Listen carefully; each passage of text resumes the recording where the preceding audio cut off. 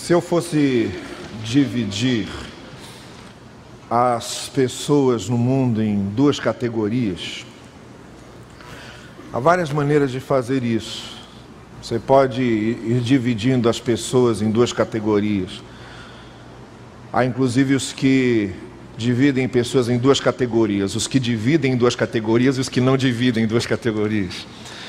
Mas se eu fosse dividir as pessoas em duas categorias, eu dividiria no seguinte: pessoas que passam momentos difíceis na vida e ficam como estão, e pessoas que passam momentos difíceis na vida e crescem. Pessoas que passam dificuldades na vida e não melhoram em nada, continuam com os mesmos sentimentos, continuam com a mesma visão, continuam com a mesma mentalidade, e aquelas pessoas que passam momentos difíceis na vida e crescem, mudam a cabeça, mudam a visão, mudam a compreensão das coisas, mudam a compreensão de si mesmos, mudam até a compreensão a respeito de Deus na sua vida. E na verdade, nós estamos divididos assim, não nós apenas, mas nos próprios tempos bíblicos era assim.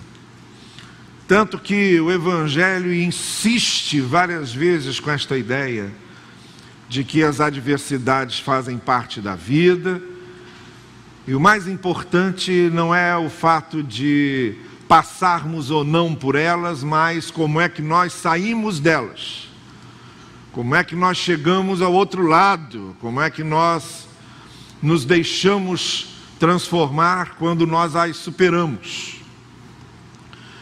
E é um desses textos que eu gostaria de ler com vocês essa noite, um momento difícil que os apóstolos passaram, muito especialmente o apóstolo Pedro, e eu quero usar esse texto justamente para que nós reflitamos juntos essa noite sobre que coisas podem mudar em nossa vida quando nós passamos momentos na vida de, por exemplo, portas fechadas, quando as portas não se abrem, quando nós estamos cativos de uma certa situação, quando nós oramos e parece que nada acontece.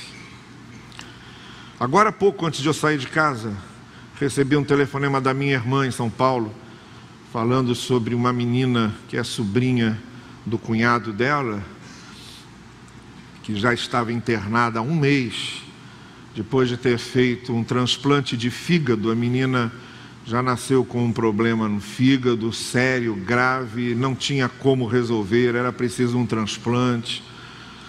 O pai foi considerado doador compatível. A cirurgia foi feita. A menininha reagiu bem logo nos primeiros dias, mas depois começou a entrar numa gangorra. Alguns dias estava bem, outros dias estava mal, alguns dias melhorava, outros dias piorava, e assim foi se estendendo a sua situação por mais de 30 dias.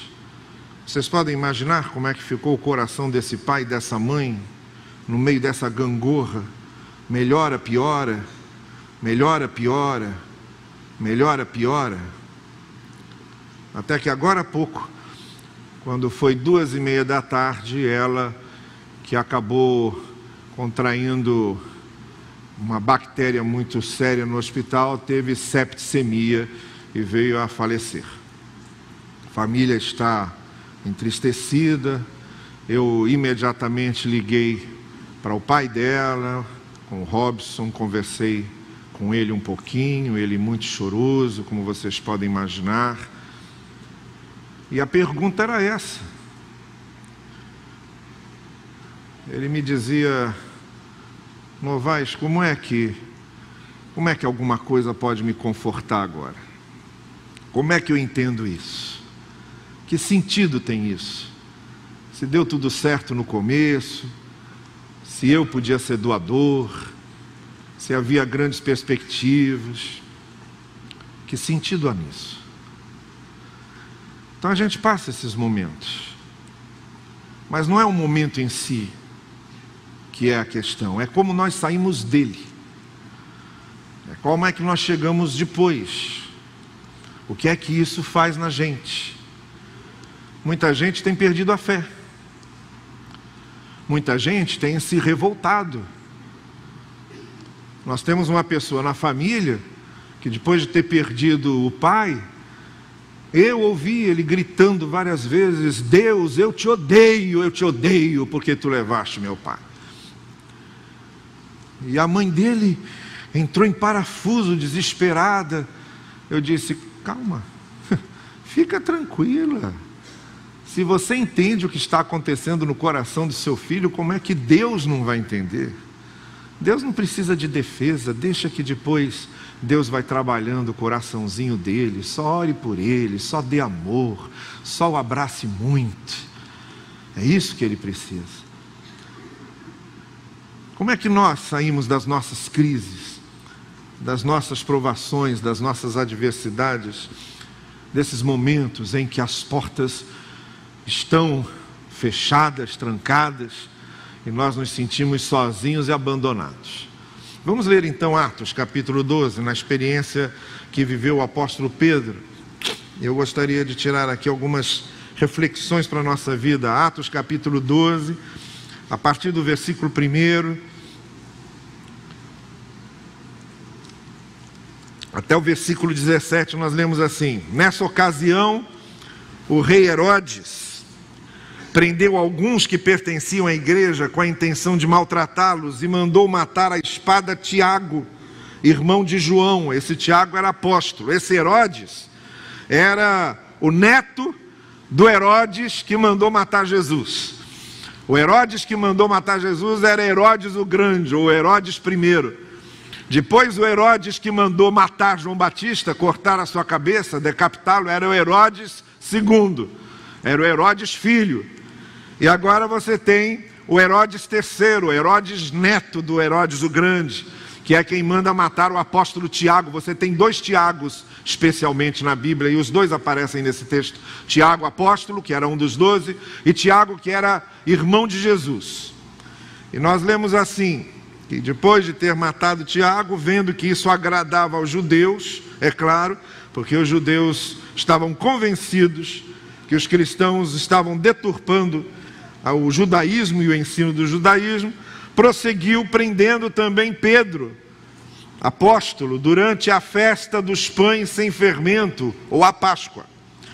Tendo prendido, lançou no cárcere, entregando para ser guardado por 4 escoltas de 4 soldados cada uma, isso é, uma escolta para cada vigília da noite. A noite era dividida de 3 em 3 horas, até o seu final, desde as 18 horas até o amanhecer. Herodes pretendia submetê-lo a julgamento público depois da Páscoa. Pedro então ficou detido na prisão, mas a igreja, que se reunia nos lares, porque não havia templo naquele tempo, estava naquele dia, muito especialmente, reunida na casa da mãe de João Marcos. A igreja orava intensamente a Deus por Pedro. Na noite anterior ao dia em que Herodes iria submetê-lo a julgamento, isto é, na véspera em que Pedro com certeza seria condenado e morto, Pedro estava dormindo entre 2 soldados. Vejam como é que eles guardavam Pedro, ficava um de cada lado, para que ele não fugisse. E ainda eles o prendiam com algemas. Ele estava com 2 algemas, uma em cada soldado. Sentinelas montavam guarda à entrada do cárcere, além desses, 2 soldados algemados a Pedro, e mais sentinelas à guarda na entrada da prisão. Repentinamente, apareceu um anjo do Senhor e uma luz brilhou na cela. Ele tocou no lado de Pedro e o acordou. Depressa, levante-se, disse ele. Então as algemas dos punhos de Pedro, que prendiam Pedro aos soldados, caíram, partiram-se e caíram, sem que os soldados percebessem e continuassem ali no seu sono tranquilo. dormiam porque eles diziam: olha, o preso está algemado, qualquer movimento que ele fizer a gente sente, então vamos dormir. O anjo lhe disse: vista-se e calce as sandálias, e Pedro assim fez. Disse-lhe ainda o anjo: põe a capa e siga-me. E saindo Pedro seguiu, não sabendo que era real o que se fazia por meio do anjo. Ele estava pensando que era um sonho, estava pensando que era uma visão. Passaram a primeira e a segunda guarda e chegaram ao portão de ferro que dava para a cidade, que dava para a rua. O portão de ferro também se abriu por si mesmo e eles passaram. Tendo saído, caminharam ao longo de uma rua e de repente o anjo o deixou. Então Pedro caiu em si e disse: agora sei, sem nenhuma dúvida, que o Senhor enviou o seu anjo e me libertou das mãos de Herodes e de tudo o que o povo judeu esperava. Percebendo isso, ele se dirigiu à casa de Maria, mãe de João, também chamado Marcos, onde muita gente se havia reunido e estava orando por ele. Pedro bateu à porta do alpendre, uma serva chamada Rode veio atender, uma menina ainda, uma adolescente. Ao reconhecer a voz de Pedro, tomada de alegria, ela correu de volta, sem abrir a porta, e exclamou: Pedro está à porta. Os outros que estavam lá dentro da casa, porém, lhe disseram: você está fora de si. Mas ela insistia, afirmando que era Pedro que ela tinha visto. Então lhes disseram: deve ser o anjo dele, não é ele. O anjo aqui no sentido de alma.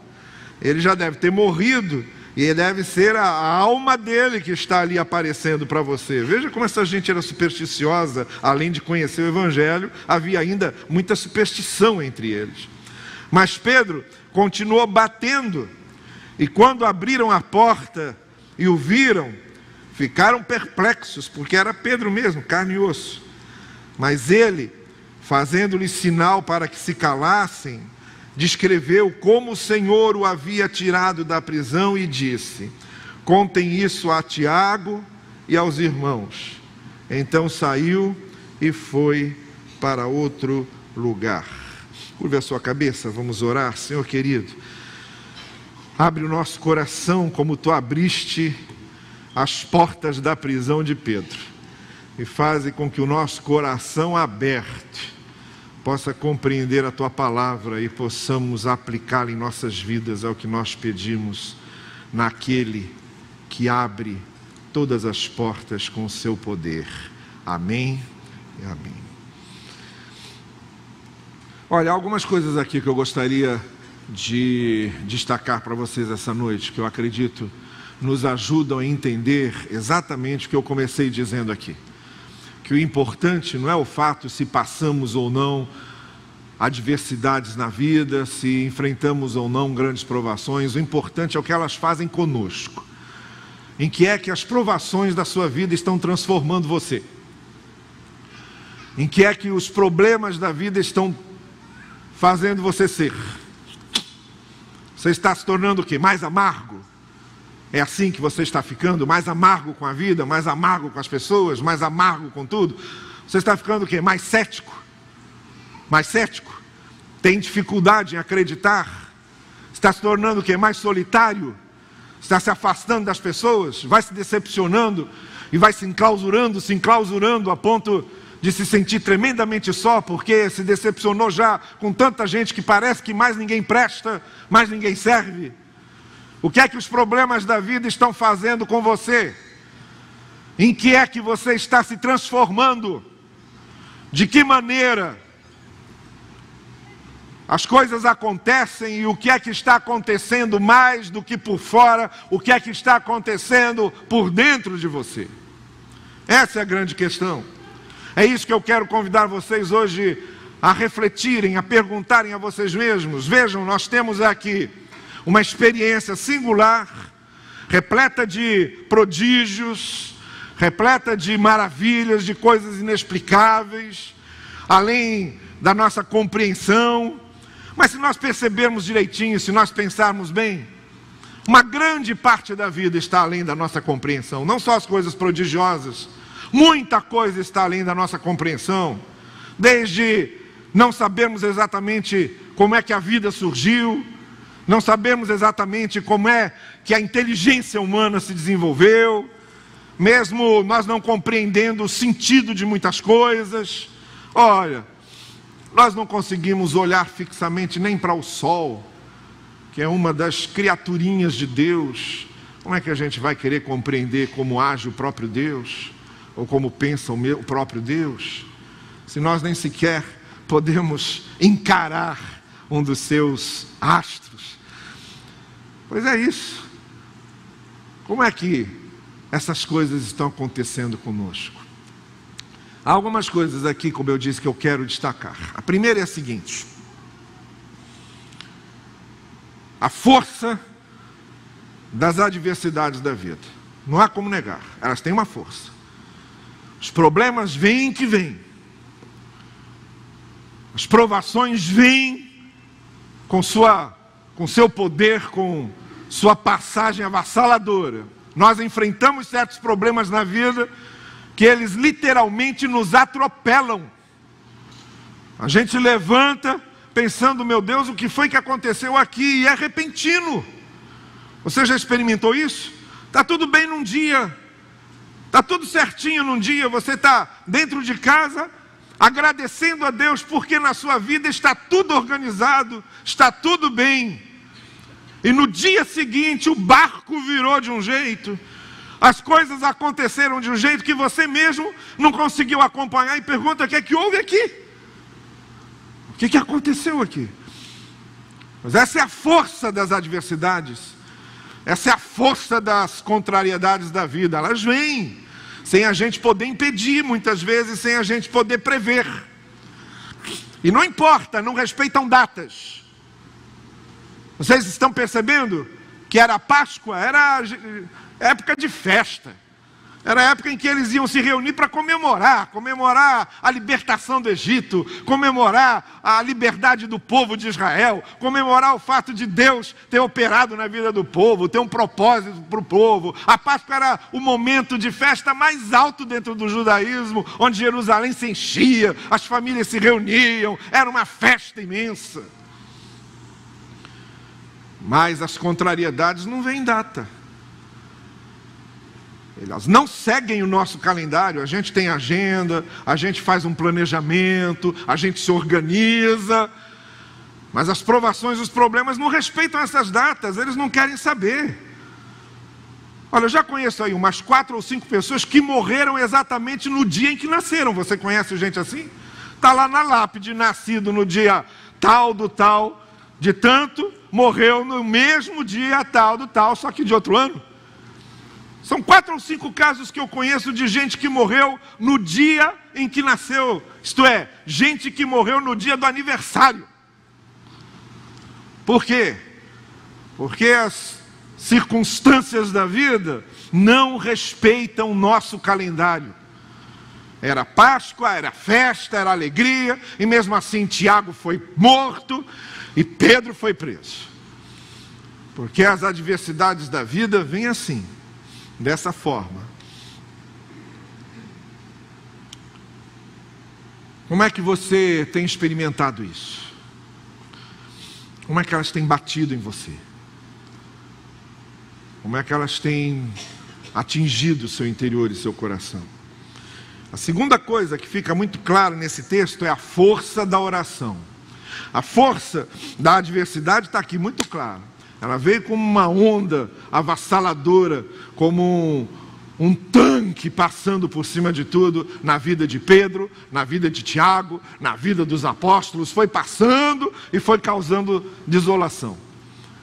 Mas houve uma outra força grande, que era a força da oração. O texto diz que enquanto Pedro estava preso, a igreja, isto é, aquele grupo de pessoas, sem templo, sem um santuário, sem uma religião organizada, sem uma institucionalização, sem um clero, sem vestes sacerdotais, sem altares, sem corais, sem instrumentos musicais, sem holofotes, ali simplesmente reunidos dentro de uma casa, orando em favor de Pedro, porque sabiam que ele estava preso.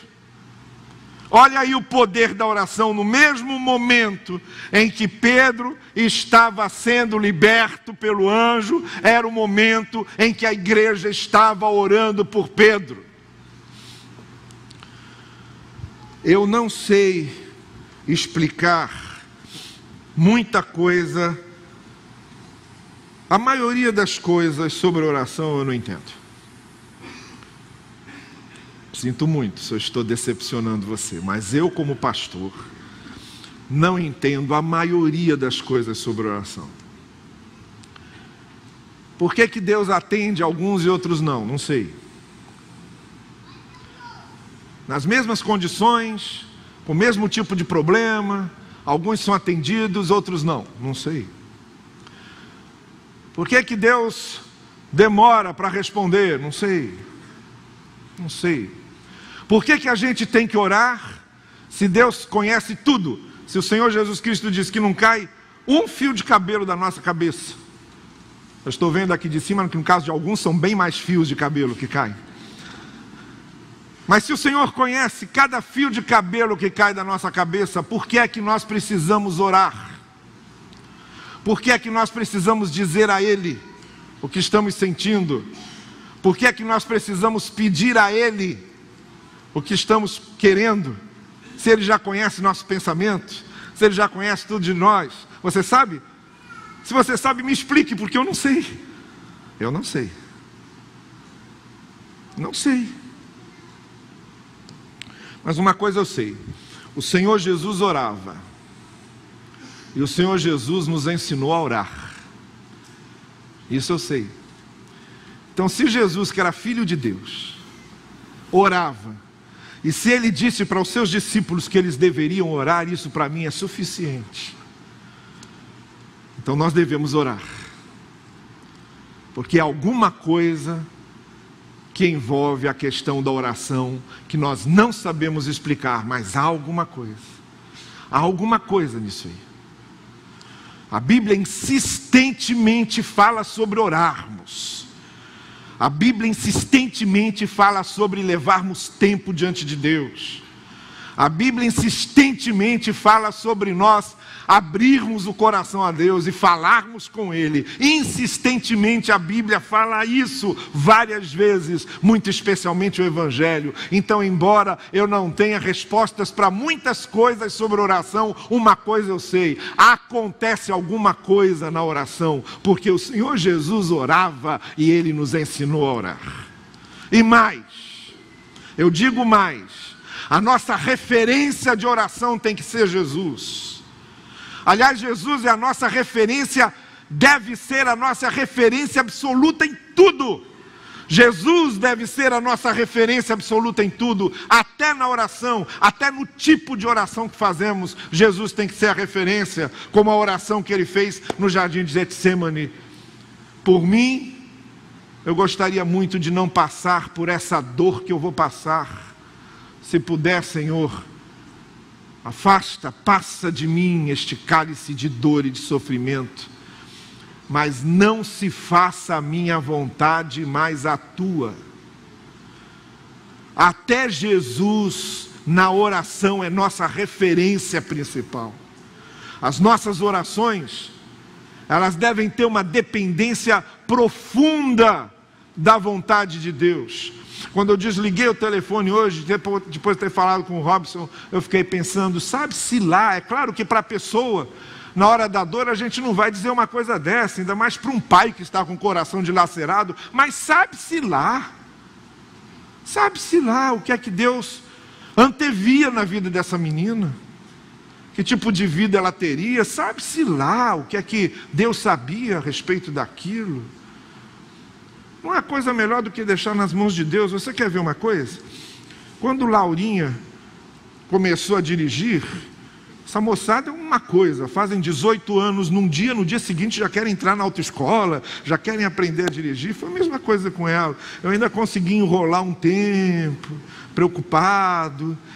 Mas aí acabou fazendo autoescola, começou a dirigir. Teve um dia em que eu estava vindo com ela aqui para a igreja, e ela procurou insistentemente a carteira de motorista dela. Procurou nas bolsas, procurou nas gavetas, procurou e não achou. Aí vem aquele discurso de pai neurótico que vocês já conhecem. Não sabe onde guarda as coisas, não sabe onde você guarda, aí quando precisa você não acha. Olha só, vamos embora, eu já estou atrasado agora. Eu vou dirigindo, sinto muito, você sem carteira não vai sair dirigindo por aí. Ela nunca dirigiu sem carteira, ela às vezes me pedia para sair com ela para treinar. Olha, sem carteira não, sem carteira é só com autoescola. Aí eu vim dirigindo, ficamos aqui no culto. Se ela estivesse com a carteira de motorista, eu ia voltar no carro com Jussara e ela voltaria sozinha. Naquele domingo Luísa não tinha vindo e ela voltaria sozinha dirigindo, mas não aconteceu assim. Eu voltei com ela porque eu tive que ir dirigindo o carro, porque ela não podia dirigir, porque estava sem a carteira. Quando nós entramos numa certa rua, no momento em que entramos naquela rua, passou diante da gente um carro com uma moto do lado, o carro fechou a moto, o motorista saiu do carro esbravejando, aí o motoqueiro em cima da moto deu ré, fez a conversão, começou aí, ficou entre o nosso carro e o carro que parou na frente. Esse motorista do carro tirou a arma e começou a atirar no motoqueiro. Deu 4 ou 5 tiros na nossa direção. A Laurinha se abaixou, começou a gritar: pai, pai, o que é isso? Aí quando a menina teve uma crise de choro, ela nunca tinha visto aquilo, uma crise de choro desesperada. Aí eu disse: minha filha, é assim que acontecem as coisas. Olha, são 15 para as 10 da noite. Aí a gente aproveita e diz, quando seu pai diz, cuidado com a hora que volta para casa, é por causa dessas coisas, está vendo só? Não é por sua causa, é por causa dos outros. Quando nós chegamos em casa, e ela foi arrumar a bolsa dela, a primeira bolsa que ela viu, a carteira estava lá dentro. Logo de cara assim. Falei: pai, eu olhei essa bolsa aqui 1000 vezes e não vi essa carteira. Eu falei: então agradeça a Deus, porque na providência divina, Ele deu um jeito de você não vir dirigindo sozinha, porque sabe-se lá o que você sozinha, de que forma você reagiria naquela situação. Para mim, eu disse a ela, para mim, tudo que acontece na vida é graça de Deus. Tudo. Foi o que eu disse essa manhã. Eu nunca digo, por que que isso acontece comigo? Eu pergunto, por que que as outras coisas não acontecem? Porque eu creio firmemente que, por mais coisas ruins que aconteçam, ainda Deus nos poupa de muito pior do que poderia acontecer por causa da sua graça. A gente, em vez de ficar perguntando para Deus por que que as coisas acontecem, a gente deveria agradecer, porque outras tantas não acontecem, porque a gente é poupado pela sua graça, pela sua misericórdia. O poder da oração vem dessa confiança de nós dizermos: não se faça a minha vontade, mas a tua. A verdadeira fé não é aquela que fica exigindo de Deus que se faça aquilo que a gente quer, mas é a que confia que Deus fará o melhor do jeito dele, no tempo dele, coisa que nós sozinhos não podemos fazer. A terceira coisa que a gente vê, além da força da adversidade e além da força da oração, é a força da confiança que segue. Aí isso é uma coisa que a gente precisa aprender, porque a primeira coisa que acontece quando a gente tem problemas, quando a gente entra numa provação, é começar a questionar Deus, é começar a duvidar de tudo. Pois olha, naquele momento, aquele anjo que chegou, abriu as portas, tirou as algemas, ele disse para Pedro, segue-me, vem comigo. E o texto diz que Pedro saiu e foi seguindo, mesmo sem saber o que estava acontecendo. Você lembra que o texto diz que ele não entendia se era uma visão, se era um sonho, ele não tinha ainda compreendido direito o que é que estava acontecendo, mas foi seguindo, e foi isso que o liberou.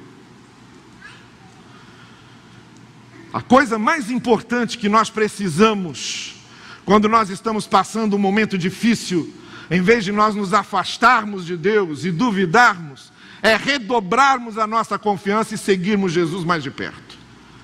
É ir seguindo. É ir seguindo. Aí as coisas vão acontecendo, a gente não entende porquê, mas vai seguindo. Vai seguindo, vai renovando a sua confiança. Vai estreitando sua compreensão da palavra. Vai se interessando em aplicar cada vez mais os ensinos da palavra na sua vida. Vai mantendo a sua comunhão com Deus cada vez mais estreita. Vai seguindo. Pedro foi seguindo até lá fora. E quando Pedro olhou, estava lá fora. E quando Pedro percebeu, já tinha passado. E foi só depois que ele já estava lá fora, quando tudo já tinha passado, foi que ele reconheceu: realmente o que aconteceu aqui foi que Deus me libertou. Foi aí que ele entendeu tudo. Aí que caiu a ficha. Esse negócio de cair a ficha já era esse negócio, né? Já foi, não existe mais. Foi aí que caiu o crédito. Foi aí que ele percebeu, foi aí que deu, aí que veio na cabeça, aí que os pontinhos se ligaram. Foi aí que ele disse: realmente o Senhor é que estava comigo o tempo todo. E eu não estava entendendo o que é que estava acontecendo, mas isso é quando a gente olha para trás. Não pensem vocês que nós somos capazes de fazer essa avaliação no processo. Nós não conseguimos fazer essa avaliação no processo. Quando Moisés pediu a Deus para ver a sua glória, Deus disse a ele: não há homem que consiga ver a minha glória e viva. Eu vou passar de costas. E depois que eu tiver passado, você saberá que eu passei. Essa é a nossa experiência na vida.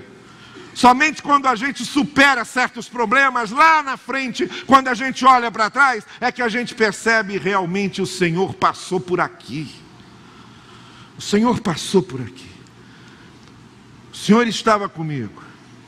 O Senhor estava me acompanhando. Mas é só lá na frente, quando a gente olha para trás. Nossa visão é curta, nossa compreensão é limitada, mas lá na frente, olhando para trás, a gente nem entende como é que aquele problema foi resolvido, a gente nem entende como é que aquela tristeza se dissipou, a gente nem entende como é que aquele medo acabou, a gente não sabe, só sabe que acabou, só sabe que se dissipou, só sabe que foi resolvido. O Senhor estava comigo e eu não sabia. É a força de seguir, é a força da confiança, é a força de ir seguindo. Há uma força na adversidade, ela realmente vem avassalando.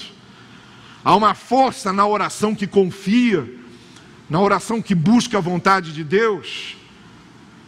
E há uma força na confiança que simplesmente segue. Na confiança que segue de perto. Pedro sabia disso, porque quando Pedro negou Jesus, Lucas diz que Pedro estava seguindo de longe, olhando de longe. E quem segue a Jesus de longe, só como um curioso, olhando de soslaio, só nos umbrais, só nas sombras, quem segue a Jesus desse jeito, acaba mesmo negando Jesus, traindo Jesus, não entende nada. É preciso que siga de perto. Pedro bem sabia disso. A confiança que faz seguir é a força da confiança que segue.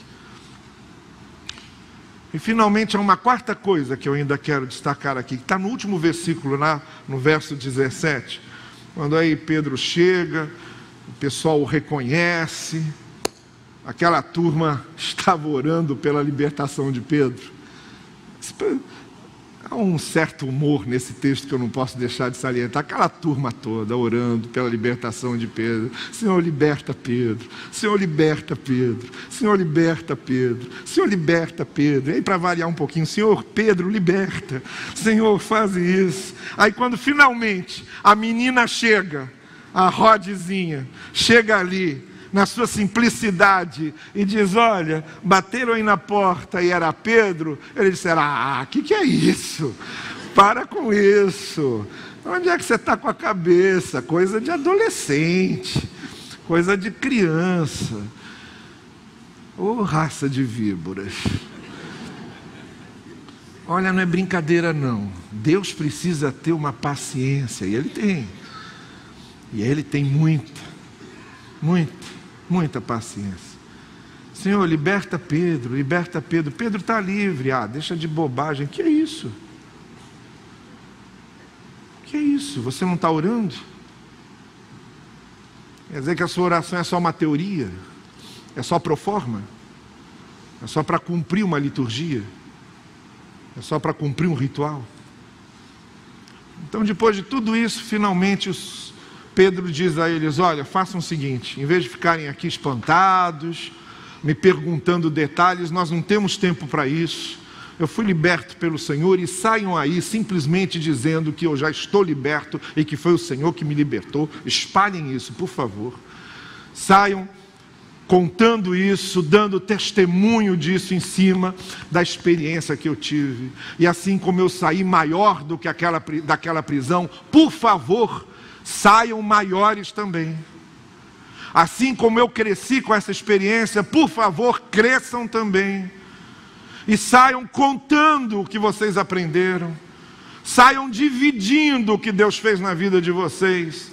Saiam testemunhando o que é que Deus operou. Porque o mais importante nesse processo todo não é o milagre em si, entende? É o que aconteceu comigo, o que eu posso partilhar com as pessoas, a pessoa melhor que Deus me transformou, o caráter mais forte que Ele formou em mim, a visão mais positiva da vida que Ele criou na minha mente, a minha compreensão mais lúcida das coisas que eu posso dividir com os outros. O que é que o anjo fez? Depois que rompeu todas as portas lá fora, quando já estava fora, deixou Pedro e falou: agora é com você. Eu já fiz a minha parte, agora faço o resto. Você quer o quê? Que eu leve você pela mão até a casa de João Marcos? Ah, você sabe onde é? Então vá. O anjo deixou naquela mesma hora, fez o papel dele e o deixou. Só a gente é que quer que Deus fique nos acompanhando como se fosse uma babá. Só a gente é que quer que Deus continue nos tratando como criancinhas. Só a gente é que espera que Deus fique nos mimando, nos mantendo na mamadeira. Só a gente é que quer isso, mas Deus não. Deus quer que cresçamos.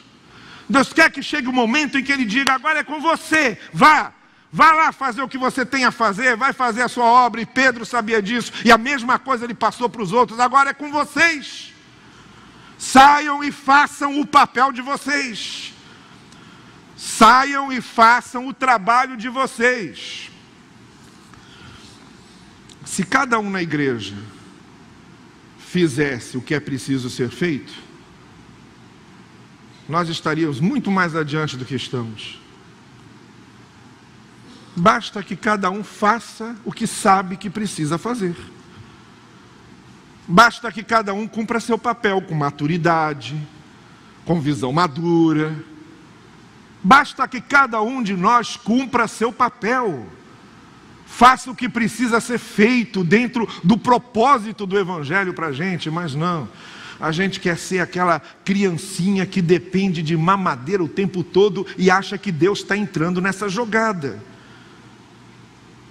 A gente quer que Deus vá tratando a gente como uma prateleira de supermercado, que a gente vai lá, escolhe o que mais nos atrai, usa e pronto. É isso que estão buscando na grande parte aí fora. Aquele monte de criança reunida pedindo mamadeira para Deus. Aquele monte de criança reunida pedindo chupeta para Deus. E esses líderes dando chupeta, não é isso que eles querem? Vamos dar chupeta, vamos dar mamadeira, mas vamos manter assim, essa turminha nessa infantilidade espiritual, porque assim inclusive a gente pode explorar melhor. Mas Deus não quer isso. Deus quer que nós cresçamos na fé. Deus quer que nós amadureçamos na fé. Vão, diz Pedro, e façam o que deve ser feito. Então aí, para terminar, eu volto à minha pergunta inicial. Como é que você sai das provações que você atravessa? Você sai maior? Sai mais forte? Sai mais maduro? Sai mais crescido? Como é que você vê a vida? Como é que você vê a si mesmo? Como é que você vê os outros? Como é que você vê Deus? E como é que você vê o propósito de Deus na sua vida a cada provação que você passa? Com Pedro, As portas se abriram milagrosamente, mas o milagre maior foi o que aconteceu com aquela turma toda, crescendo, amadurecendo na fé. Esse é o milagre maior. Os milagres que Deus vai fazer na sua vida são só um ensaiozinho perto do grande milagre que Deus faz em nossa vida, que é fazer com que nós cresçamos e sejamos maduros na fé, que é o que Ele realmente espera que sejamos, nos alimentando cada vez mais do seu propósito e da sua palavra. Curva a sua cabeça, por favor.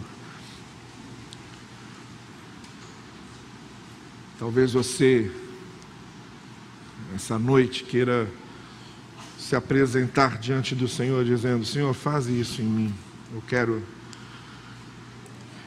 quero crer mais, eu quero amadurecer mais, eu quero aprender a sair das minhas provações maior, mais forte, mais maduro. Eu sei que em Ti eu posso ter vitória, mas não me interessa ter vitórias apenas, é preciso que eu por dentro também cresça e amadureça. Eu sei que Tu podes fazer prodígios em minha vida, mas não adianta apenas que esses prodígios aconteçam e eu continue o mesmo. O maior prodígio deve acontecer dentro de mim, Senhor. Eu quero que o maior milagre aconteça dentro de mim e o meu caráter se aperfeiçoe, a minha conduta se aperfeiçoe, a minha disposição de Te obedecer se aperfeiçoe. Eu quero ser uma pessoa cada vez melhor, transformada por Ti. É isso que você quer? É isso que você espera do Senhor essa noite? Então faça a sua oração aí agora, entre você e Deus, e peça isso. Peça que Ele faça isso. Você sabe quais são seus pontos fracos? Você sabe quais são suas fraquezas? Você sabe quais são os buracos do seu caráter que precisam ser melhorados por Deus, trabalhados por Ele, servidos pelo Senhor? Então peça isso. O que é que você tem percebido na sua vida que tem estado aquém do que a palavra de Deus espera de você? Peça que o Senhor trabalhe em sua vida, que você cresça cada vez mais na fé, se torne maduro na presença do Senhor, alguém que pode abençoar a vida de outras pessoas, que pode ser um instrumento valioso de Deus na vida das pessoas. E principalmente, se você está passando uma provação grande, se essa provação está transformando você numa pessoa amarga, numa pessoa cética, numa pessoa seca, se as dificuldades da vida estão secando você, estão transformando você numa madeira oca, sem essência, estão fazendo de você apenas um ser artificial, um ser medíocre. Se você quer experimentar a grandeza de ser humano para aquilo que o Senhor criou e salvou você, então peça ao Senhor para que a sua aprovação seja um instrumento de Deus para fazer isso na sua vida, que você não saia o mesmo. Como a oração mais bonita que eu já ouvi na minha vida, de uma senhora que descobrira que estava com um câncer avançadíssimo, enraizadíssimo, agressivíssimo. E num momento de oração, no grupo de oração, eu ouvi ela dizer: Senhor, eu não te peço que tu me cures apenas. O que eu te peço mesmo é que eu não passe por isso sem aprender o que tu queres me ensinar. Porque senão não terá valido nada. É essa a sua disposição? É isso que você quer a cada provação que você atravessa? Então peça isso ao Senhor, peça isso a Ele. Que o Senhor não seja apenas o Senhor que abre as portas. A gente pede muito: Senhor, abre as portas, abre as portas. Não. A nossa oração principal deve ser: Senhor, que eu aprenda com as portas abertas, que eu cresça com as portas abertas, que eu me torne melhor com as portas abertas. Eu não quero só que as portas se abram, eu quero que eu cresça pela abertura das portas. Eu quero crescer. É isso que você tem que pedir ao Senhor. Eu quero crer, quero seguir de mais perto, eu quero servir-te melhor. Fale isso a Ele. Se é isso que você deseja, diga isso a Ele.